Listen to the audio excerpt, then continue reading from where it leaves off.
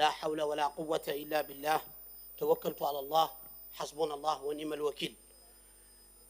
Monsieur le ministre, pour les statuts de la douane, avant d'en parler, je voudrais dire ici à tous ceux qui nous entendent et qui nous écoutent à travers le pays et en dehors qu'il y a deux députés, deux honorables députés.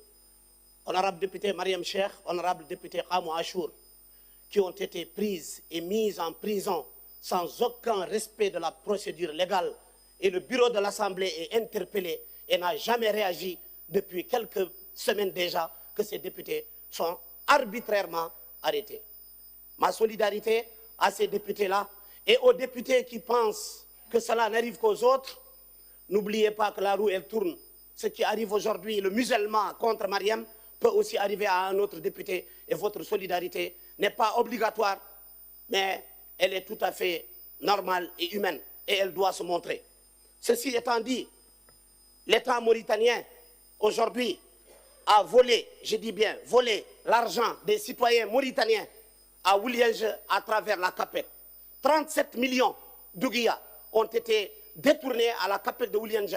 77 personnes sont aujourd'hui restées sur les carreaux. C'est une institution de l'État et il n'y a aucune suite donnée à cela. Pour revenir par rapport au texte de la douane, monsieur le directeur de la douane, aujourd'hui vous êtes contributeur au budget à hauteur de 35%, avec 400 milliards. Mais monsieur le directeur de la douane, je vous suggère en recommandation de revoir les affectations. Parce que certains, quand ils sortent, ils peuvent rester pendant 20 ans dans un poste sans bouger. Et ça, on sait que ça peut maintenir la corruption. Et c'est important que vous puissiez prendre en considération cela. Ceci étant dit, je voudrais ici dire et très clairement que nous ne pouvons pas fermer les yeux sur les augmentations des prix du carburant. Une injustice. Et le ministre de l'Énergie se permet de se présenter ce matin devant l'Assemblée pour dire à tout le monde, voilà, j'ai augmenté le carburant pour la 3e fois, pour la énième fois.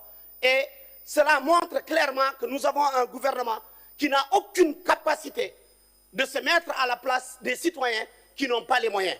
Augmenter le carburant, c'est augmenter les prix des denrées alimentaires. C'est augmenter les prix du transport. Mais de toutes les façons, on sait qu'on a un gouvernement incapable de réaliser un minimum pour les populations. Et vu que vous n'êtes pas dans la prévision, aujourd'hui, le peuple mauritanien continue de subir l'injustice de votre gouvernement appliquée sur ce peuple-là, que nous allons toujours défendre, que nous allons toujours représenter au sein de cette Assemblée.